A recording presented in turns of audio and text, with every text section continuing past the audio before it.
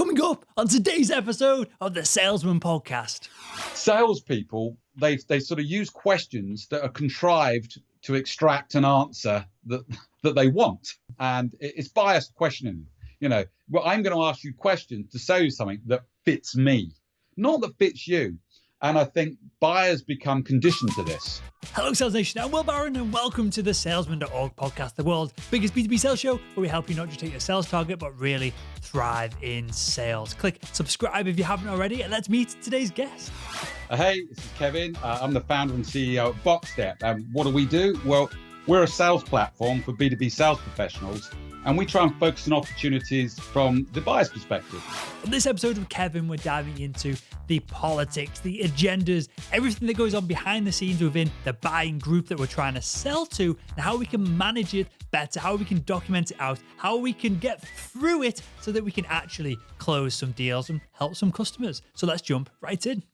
Hey, do you want to not just hit your sales target, but really thrive in sales? Well, thriving in sales comes down to self-development. And if you're frustrated with terrible sales training that doesn't improve your income, then the Sales School is for you. With a new self-development workshop every single week and thousands of members, the Sales School is the #1 platform for B2B salespeople who really want to thrive in sales.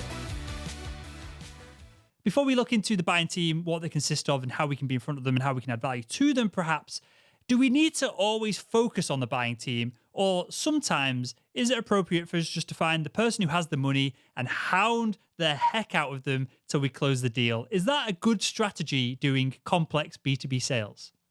There may be situations where that's appropriate, but in my experience, rarely. Let me give you, look. You can see that I'm not a spring chicken. I've been around the block a few times, and I can look back to sales when that was the way to do it, where there would be this individual that was a C-level or decision maker that wanted to be accountable, that you could focus on, and that they would be the solitary decision maker, and they would impose their will on the rest of the business. Nowadays, that isn't how it works. And one of the problems is that if you think about it, you might be the people confuse budget holder with decision maker. The problem is that assumes that what you've sold doesn't impact any other part of the business. So people are now more mindful of their decisions and how that's going to bring other aspects into different parts of the business. So I would recommend against it. Too often people go through sales cycles, and it's only at the end when they think that they're going to get the deal that suddenly something comes in from left field, and guess what? It doesn't happen. And without diving into the history of all this, because we have touched about it on the show before, is it now that we're doing deals with people lower down the food chain and we're doing less deals with the C-suite, or is it a responsibility thing of people wanting to get more people involved so they feel like they're less likely to get sacked if it goes wrong? What has changed so that we now have to adopt this kind of buying team approach? Well, it's funny because we talk about the buyer team, we talk about consensus-based decision making. You go to places like Sweden and the Netherlands, it's been like that for a long time. But for the rest of us, UK, US, and a lot of the other markets, it has changed now because I suppose predominantly people are thinking differently than they did before, where they would evaluate a product based on what it did and how it worked. Now it's about saying, well, hold on. We're only going to look at this if it's going to solve a problem for us. And guess what? Who owns that problem? Who's affected by that problem? Where's the impact? So, yeah, we have to sort of take wider consensus and opinion. So the footprint of what we're selling has become bigger. Now, you could say that some decision makers have abdicated responsibility, that they are scared to make a decision that could impact their credibility and respect from others. But the wider opinion is that, no, if you're going to make a decision and you need other people to implement that decision and support that decision, get their buy-in early on. Makes sense. It's interesting you mentioned other places in Europe that have done this prior. So it's almost a cultural thing and almost a management philosophy, as opposed to something happened, loads of people got sacked, and so now people are scared for the job, so they don't want to make decisions themselves. It seems like more of a cultural change than a hard, fast down the line, this happened, so now we do things this way. Yeah, I mean, the term complex sales, and that really sort of summarizes it, is that people talk about what is a complex sales, and there's all these sort of different definitions. People say, well, a long sales cycle, risk associated with the deal, typically higher value. But for me, complexity is us, the people. We're the ones that make it complex, because the voices of the people want to be heard more now. I think of selling now as like building a jigsaw puzzle. If you haven't got all the pieces and in place, you can't complete it, because it's amazing now how much that people from a lower level want their voice to be heard. They have their personal agendas, they have their criteria, their concerns, their priorities, and they all feed in to the ultimate machine that makes that decision. And I don't know if it's new style management or whatever, but new style management wants to listen to the people in the team rather than just invoke their decision on them. So this is going totally off track, but I'm going to ask you because I'm genuinely curious in this myself. So I'm a millennial. I'm how old am I? I'm 31. That's at the top. I'm 32 in a couple of weeks. That's why I questioned myself. I'm at the top end of this group of people that's called millennials. And then my little brother is at the bottom end. He's 24, 25. And we're totally different in the way that we approach wanting to be heard, social media, the way that we feel and the way that we take on responsibilities. We are quite different. And obviously there's an age gap there as well, which makes up for some of this, an experience gap. But with that said, how is the buying landscape going to change? Random predictions here may be, as millennials age up into these buying positions versus you don't need to share your age on the show, Kevin, but clearly we're that generation apart here. How are things going to change when my generation come into these buying positions versus how your generation is kind of currently managing them? Mate, I wish we were only one generation apart. The worst thing is I looked at them online and see what it was, and I thought, Christ, I'm the last year of a baby boomer. Why couldn't I have been done 1 year later? Because then I wouldn't feel so far apart from millennials. But I'm not worried about it. I'm not pressured about it. I always look at myself as saying I'm a 55-year-old man trapped inside a 55-year-old body with a 25-year-old mentality. Because why? Why? Because I think if you're going to still be successful in business, you've got to embrace new ideas. You've got to embrace how other people want to work. And when we start to look at it, I'm already seeing some of the things. I grew up in an era where selling was all about face to face, and I read some research recently that said that it's emerging that the majority of buyers and the majority of sellers are quite happy to do meetings via video. And yeah, video is convenient, it's time saving, it's reduces costs, but sometimes you don't always sort of get the information you need. But absolutely, I think that they're sort of talking now about the number of millennials who now get into a buyer position, and that these are becoming the buyers that some dinosaurs like me, in age rather than mentality, have to deal with. So it's going to continue to change. It is absolutely going to continue to change, and actually, I think it's going to get more complex.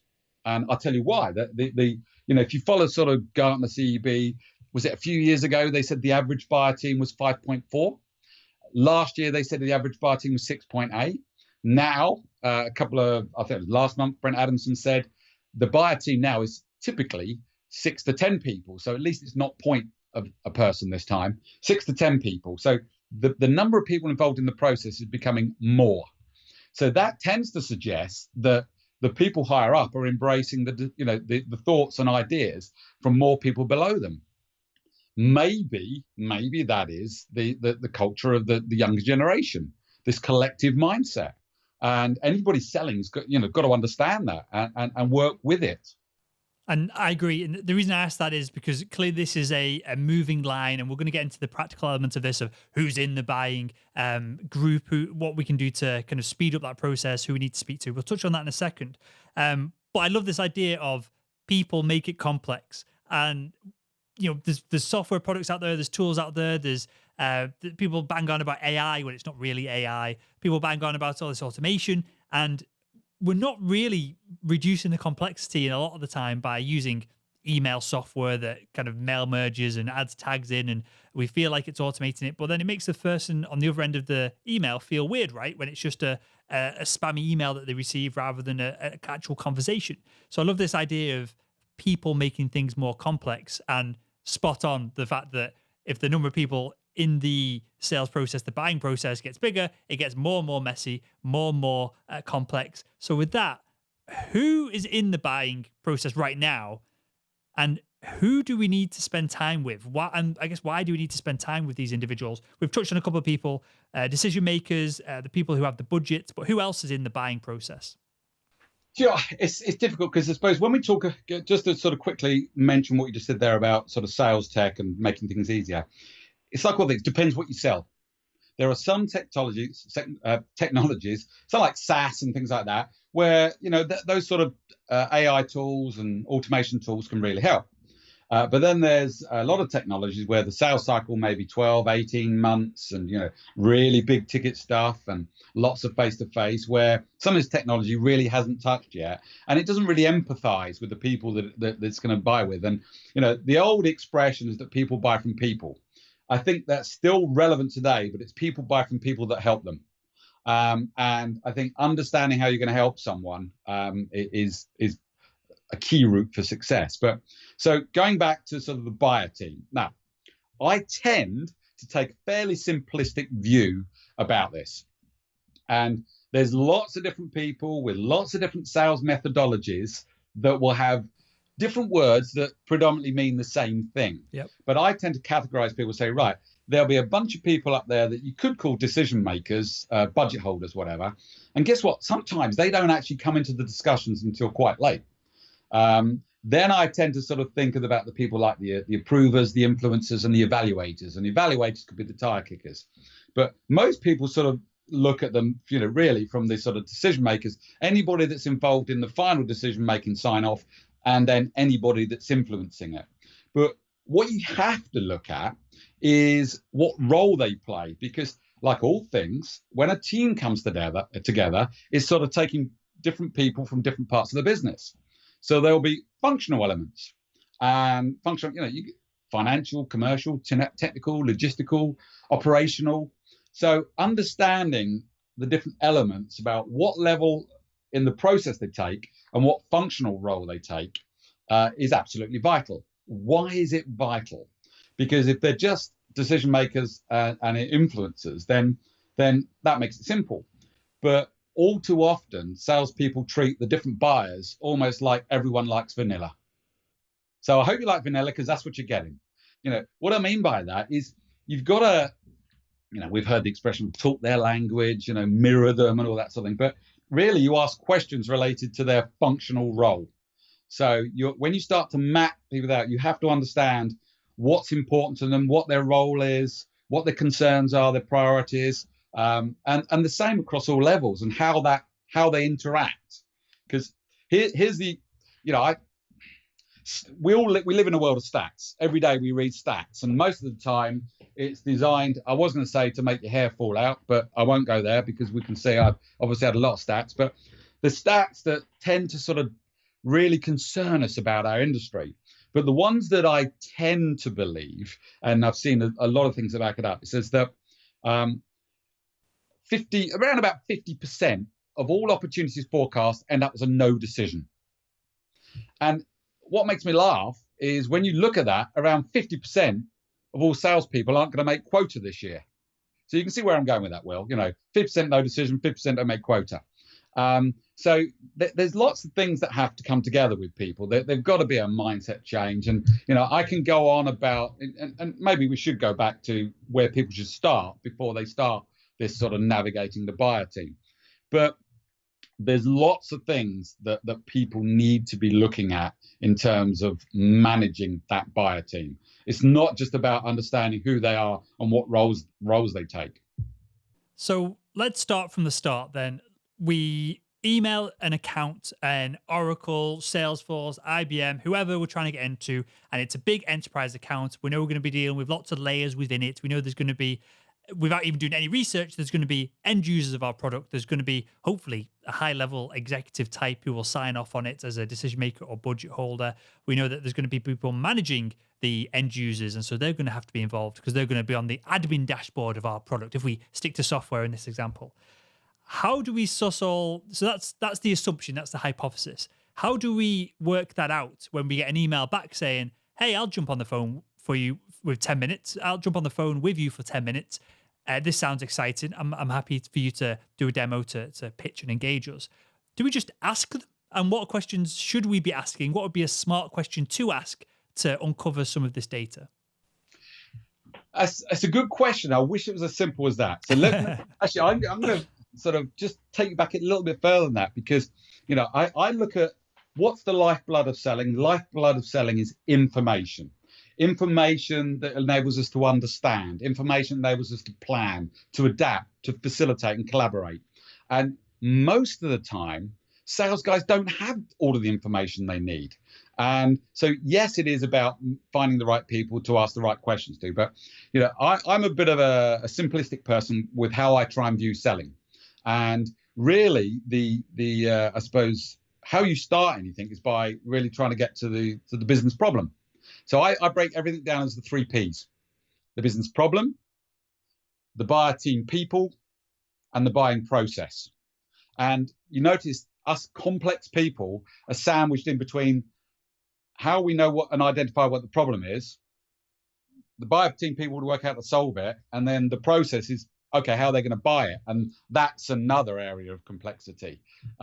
So most situations, I think there was some more of this research that sort of triggered my thoughts about when I first created the application. They said, I think Gartner CEB said that about 80% of all salespeople don't engage and identify and engage with the wider buyer team. And about 80% of salespeople also don't understand what the buying process is. Or don't even try and understand what the buying process is, because they're too focused on close date, because that means forecasting, countdown to commission. So, for me, it's, a lot of there's all this other research that says that a lot of the time, if you're doing a cold outreach, you must have a reason for cold outreach, and all too often it's like the sales guy thinks, right, I've got a product that this big company, this great product that surely they're going to be interested in, rather than doing enough research to understand enough about whether that is a priority for them right now. Because there was some stuff that said that most of the time that we outreach to buyers is only about 3% of them are actually in need for what we're trying to sell them at that time.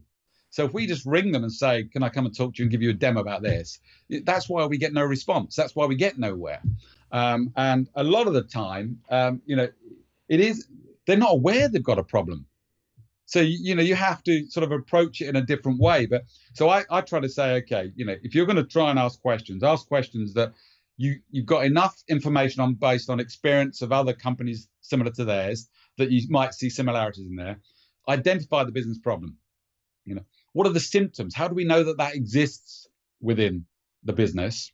How is that problem or those problems impacting their business?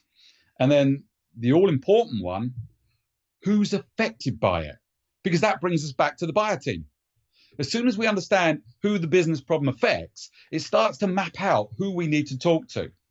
And the thing is when we talk about a buying opportunity, it's very difficult to engage with the wider buyer team early in the process.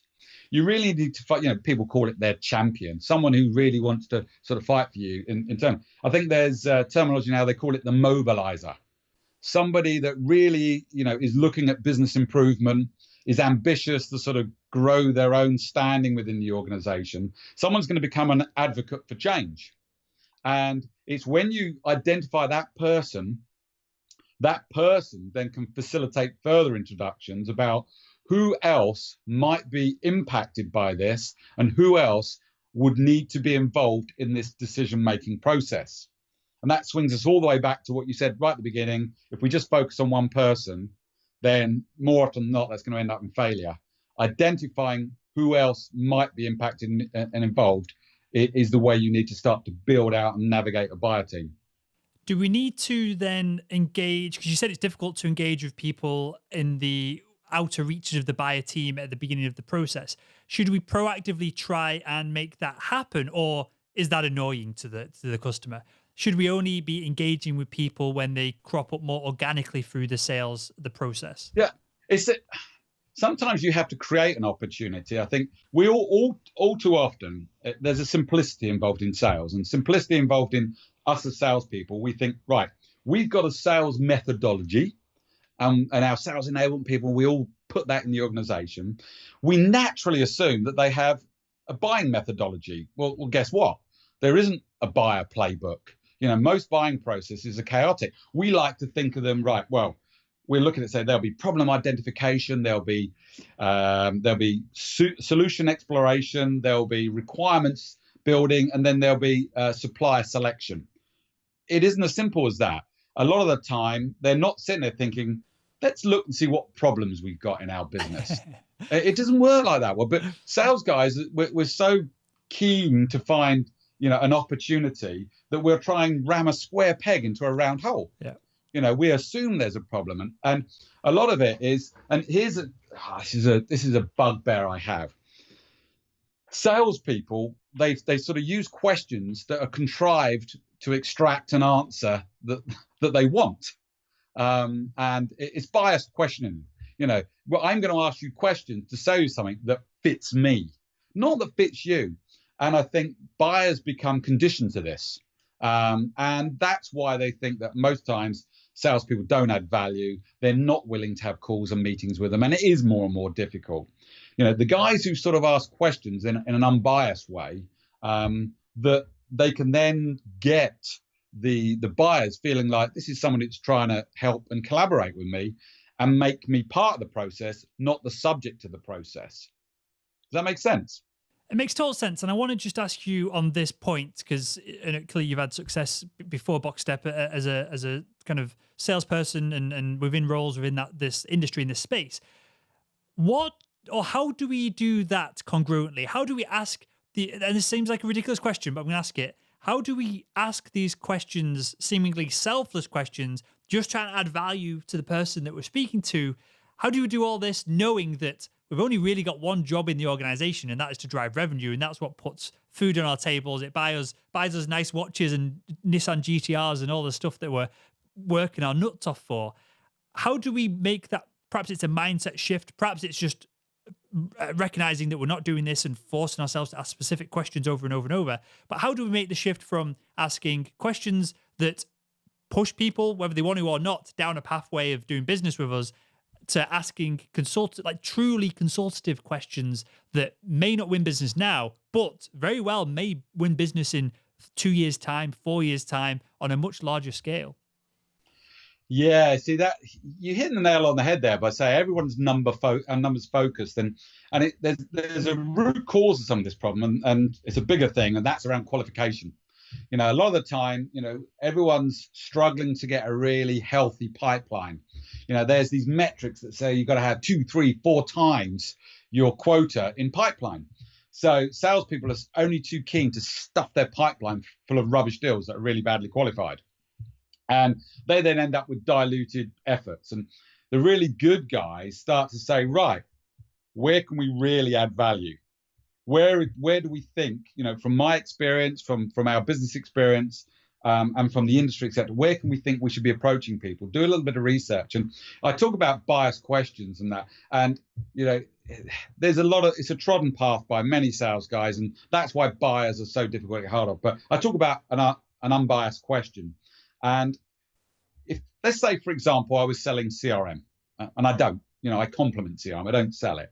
And a lot of predictable sales guys, if they're going in, and typically, they're going to be talking about replacing an existing CRM because most companies have it. They're going to be trying to have one of these contrived or biased questions that says, well, how do you get the required reporting you need? What are the features that really help you to achieve this? Because they're focusing on what they know differentiates from the existing one. And buyers know that. That's not helping them. The buyers are going to start defending their decision because it's not really solving a problem. An unbiased question really opens up that sort of consultative dialogue.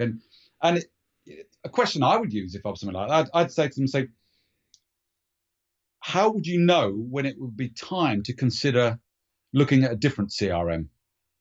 And because those sort of how and why and if, they're sort of non-aggressive questions where they start to actually get people to start thinking about saying, and the dialogue you get from that sort of questions is a lot more open than the sort of dialogue you got when the other questions I asked. So it really is about sort of people saying, well, here's somebody who isn't trying to go straight into pitch, isn't trying to contrive the responses from me that suit their product or service. This is somebody that potentially can have business acumen, that can add value to me and help me. Because it goes back to what I said, people buy from people that help them. So, I always sort of try and think about questions like that, And I don't think a question I ask, is that to sales leaders, do you think if your salespeople knew more about their prospects, they'd be more effective in selling to them? And guess what? They think, shit, this is a trick question, And then they you can see them think about it, but suddenly they go, well, yeah, I do. And I'm like, well, I've immediately identified something there that they've now agreed with, but well, what can we do about it? And then you start to facilitate a collaboration rather than trying to go in and say, hey, let me tell you about Boxxstep and how it's going to improve your sales KPIs. Then the shutter's going to come down. Oh God, someone trying to sell me something without really understanding, how I do things. Is that not? I'm slightly confused here because I get what you're saying, but is the question you just proposed then still not just a similar end result and question of just a better way of phrasing it, perhaps, than going straight into features and benefits and asking questions that lead people to along their own differentiation? Or am I missing something here? No, I think because the thing about an unbiased question is you might get answers you don't want. So you're asking a question where they could turn around and say, no, that makes no difference to us, in which case we've done our job because we've qualified them and they're not in the pipeline. Is that the point? Qualified them out. Move on. Where's a winnable deal? And I think that's the problem. Sales guys spend so much time smoking hopium, believing that they've got all the the pipeline's full of stuff. And the amount of times that one of the feedback I get from sales leaders is that Boxxstep shines a light on their company, and it's good and bad. It's bad because it's basically highlighted the weaknesses they have in their sales prospect knowledge. It's good because they can work out what they need to do about it, is the fact they don't know enough people in the buyer team and they don't know enough about them. But if people didn't care and didn't want to address it and didn't see that as potentially an area of improvement, then, to some degree, you've either got to find someone else in that organization that it does impact more or move on. Not everyone is going to be a buyer for us.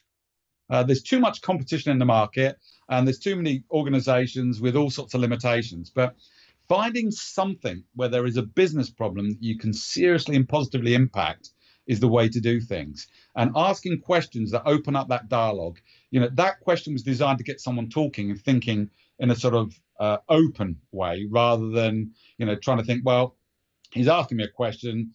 I made that decision to choose that vendor before. My responses might be a little bit defensive to justify why I chose that, even though, for example, that CRM has limited reporting capabilities.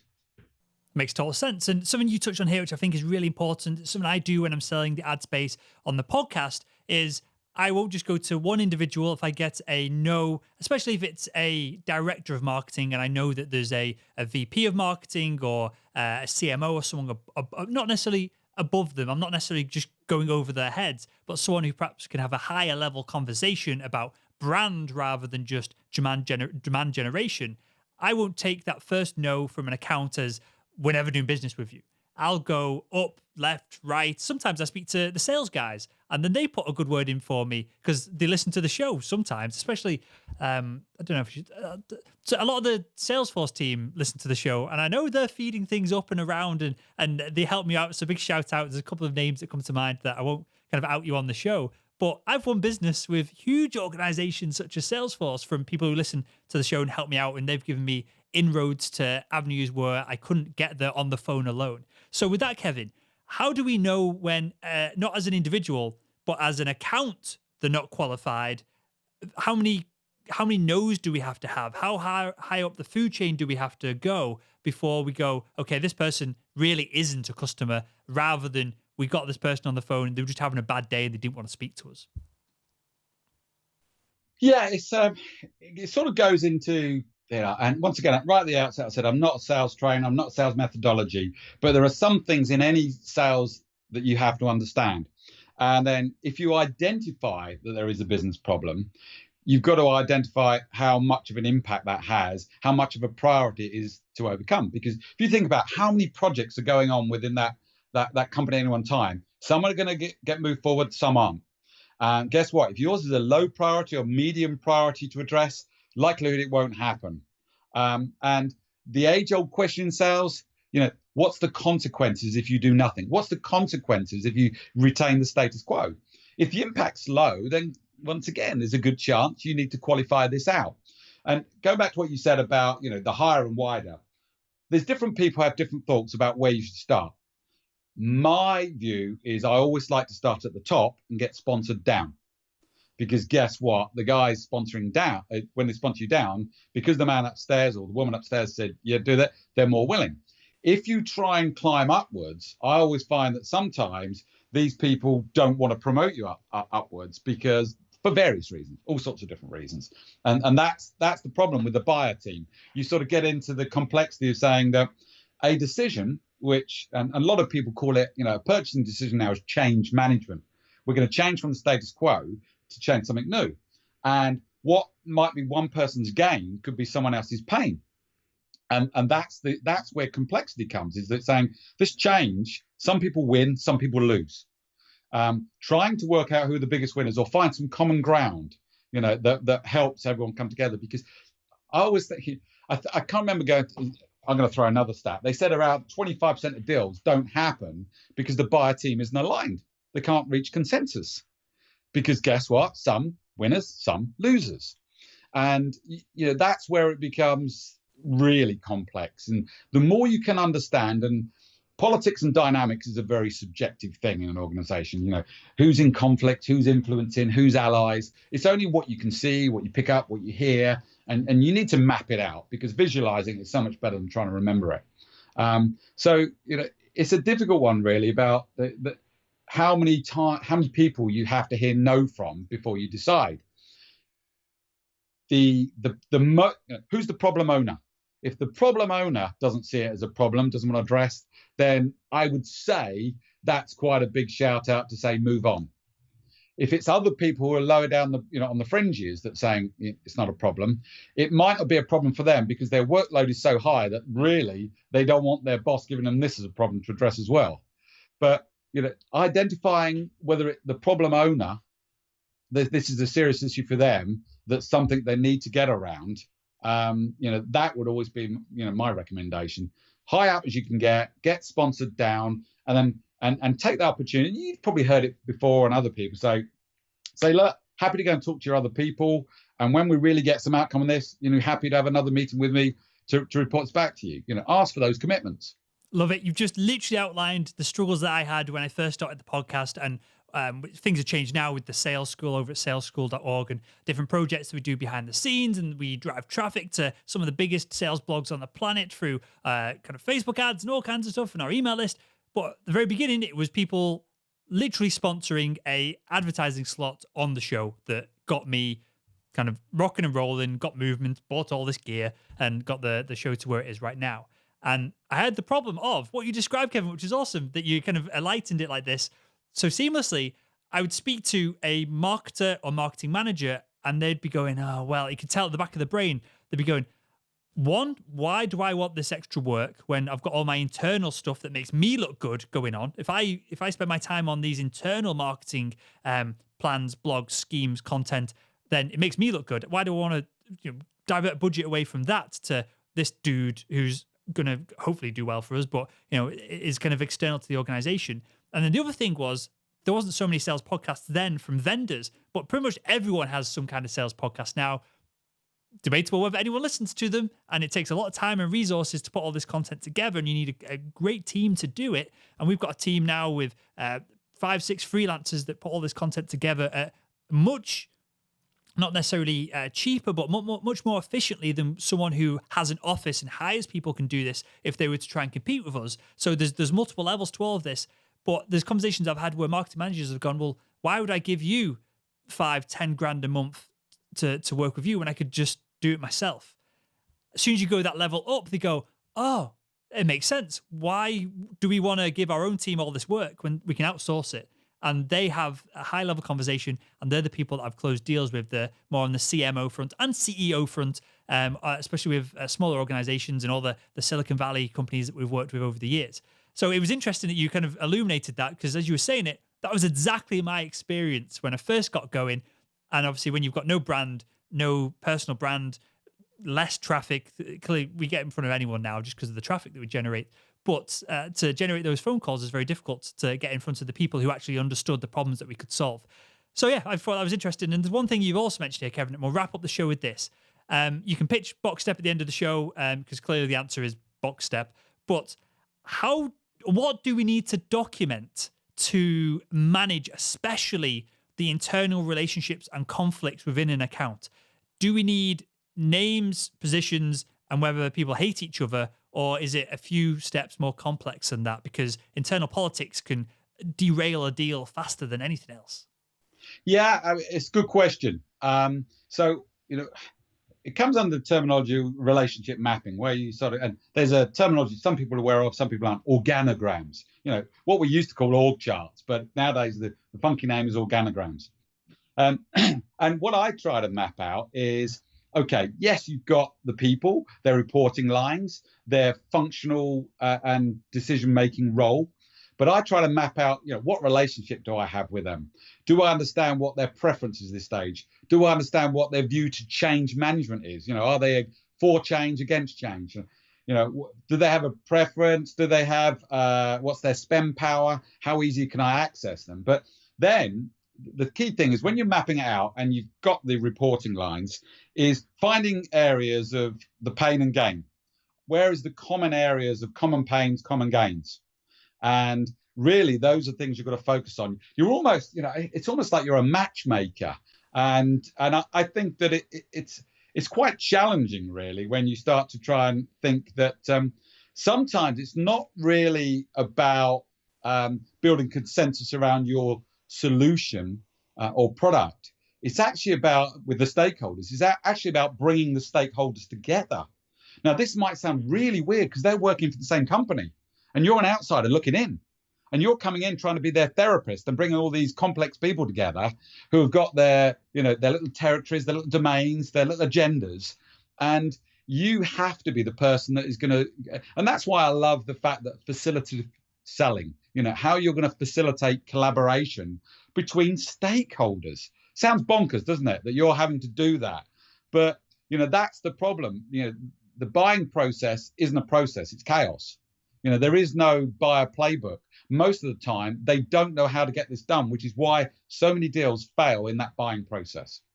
And you're describing exactly my experience selling to the NHS, where you need to have a surgeon in the room, you need to have some kind of theatre manager or someone from the organizational side of management who is probably still somewhat clinical in the room. You need to get, for a bigger deal, a CFO in the room as well. And then they have professional buyers, they have procurement, but they're just as clueless as everyone else. Everyone's in separate offices, but on the same site. Everyone's working for the same organization. Everyone has very similar goals. I like the word you used here, Kevin, of they might have different agendas. Of a surgeon might want to make himself or herself look good by having the best facilities and all this, whereas procurement might be just wanting to save money. And so there's conflict there. There's going to be natural battling between it all. But to get these suckers in a room together was an art in itself. And a lot of the time, it was me and the companies that I work for, their management teams, that dragged everyone into a room to get these kind of, especially the bigger deals, the 1 to 5 million deals that we've done over the years in medical devices.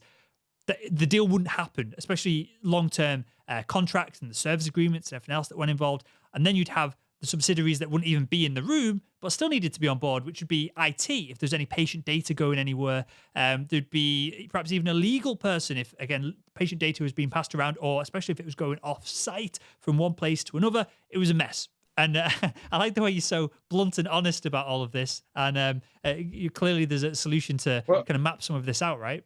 It's funny, when you said that, I mean, one of my clients is selling into the NHS. The relationships there are as complex as I've ever seen. Crazy. You're seeing buyer teams of 40 people. Mm-hmm. Same with private healthcare in the States. So you picked on an absolute classic example of complex sales. And the relationships between the individuals for me, and again, I've talked about this on the show, I was only ever an average salesperson. I'd hope now that I'd go back after 4 or 5 years of doing these interviews and selling myself and running a business and all this good stuff, and I would hope I would crush it. It'd be embarrassing if I wouldn't.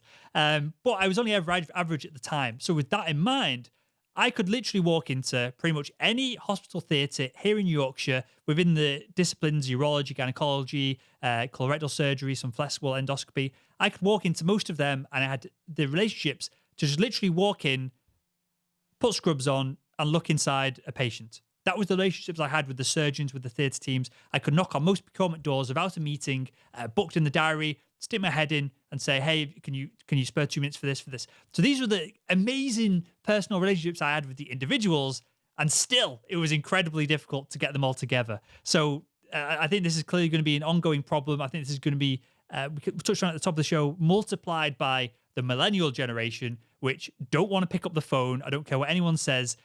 5, 10, 15 years from now, that's going to become a real important part of the sales process. I run a small company here. Nobody has my number. People might have my Skype. In fact, I'll offer a challenge to the audience right now. If you can cold call me and pitch me, I'll give you 12 months access to the sales school for free. I'm that confident that no one will be able to get my number from anywhere. And it's not even by design. That's just, I do a lot of business over email and Skype rather than the phone. But with that all said, Kevin, and I'll put all this in the show notes so people can follow up on it, that mini competition I've just managed to invent out of nowhere. With that, mate, I've got one final question to ask everyone that comes on the show. And that is, if you could go back in time and speak to your younger self, what would be the one piece of advice you'd give him to help him become better at selling? Patience. I think one of the things I've always, it's one of my attributes is enthusiasm. But sometimes, the momentum I want to make things happen was detrimental to the outcome. And I think more so now with buyers is patience. You can't just sort of think, well, I'm going to get in there. This is going to happen. You've got to, everything's about gathering momentum amongst a wider audience. And, we talk about this now as the navigating the buyer team, but I've seen signs of it sort of 10, 15 years back, the sort of embryonic stages of it. And sometimes okay, we're going back even further than that when it goes to my younger self. But yeah, my patience is something I've improved upon, but I wish I'd been more patient earlier on. It's probably not the most interesting thing you ever heard from someone, but I think it sort of was more about my own character flaw than any sort of useful bit of advice. And I get calls from BDRs and all sorts of things where I sense elements of my past self in them. They're impatient to start telling me about what they can do to help me without understanding if I've got a problem. And it almost seems like a positive that you're so excited and you're so keen to explain because you're so passionate about your product or service. But people don't care, right? People care what's in it for them, and you're not, well, you personally, but I wasn't directing that at you personally. Everyone is. And so you've almost got to take 2 steps back to be able to get past this is a terrible analogy, the gatepost, which is ahead of step number 4, right? You've got to be able to take that little bit of time and that patience to win the long game. Is that a better way of putting it? Yeah, totally. I mean, I've come across sales guys that are so impatient, that they've perfected breathing through their ears so they can keep talking. I mean, it's. I think a lot of the other sales experts saying sales guys come in and vomit all over their customers with their information. It's the same principle. Is that they're so keen to sort of bombard you with lots of stuff that they're not really sort of understanding the context. And it really is sort of you need to sort of establish a need for change before you sort of the benefits for change. And most sales guys just assume what I've got means it's so great that they're going to want to change, and it isn't. So patience to build the need. Love it. Well, with that, we've kind of alluded to it. It solves quite a few of the problems that we've talked about in this episode. Tell us a little bit about Boxxstep, where we can find out more about you as well. Sure. Well, if anyone wants to connect with me on LinkedIn, I love networking, so that's great. I'm pretty easy to find, Kevin Dixon Boxxstep on LinkedIn. But in terms of a company, really, we started looking at where CRM works and where it doesn't. And CRM is great about sort of numbers and contact information and tracking communication, and pipelines and forecasts. But when it goes back to those 3 Ps, what I said, the problems, the people, and the process, where do you do that in CRM? It doesn't. So really, we're sort of, we think of selling as a collaborative sport. You're working with a bunch of different people. Having that place where you can capture, share, manage, action, review everything you need to know about things from the buyer's perspective.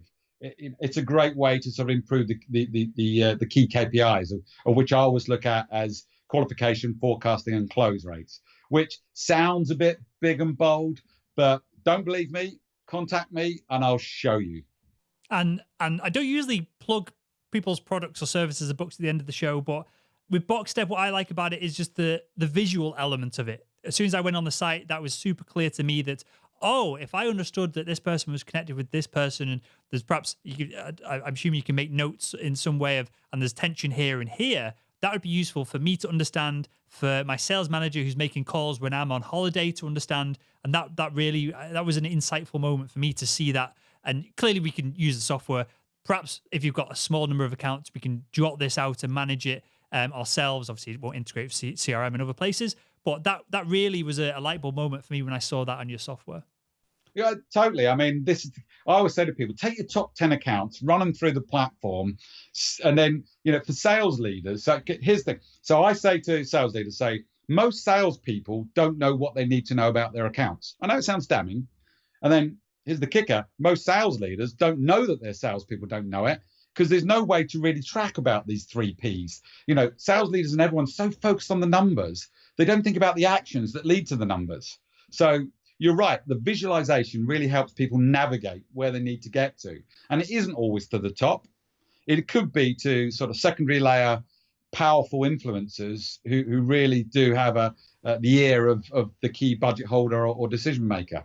And we integrate with Salesforce and Dynamics as well, so that makes life even easier for people. But yeah, I mean, there's a whole bunch of things that are going to influence sales to become even more complex. And the sooner people start thinking of selling based on the buyer's perspective rather than the seller's perspective, I think they'll see greater results. Awesome stuff. Well, with that, Kevin, I want to thank you for your time, your insights, and all of this, mate. I really appreciate it. And with that, I want to thank you for joining us on the Salesman podcast. Absolute pleasure, Will. Thanks for having me.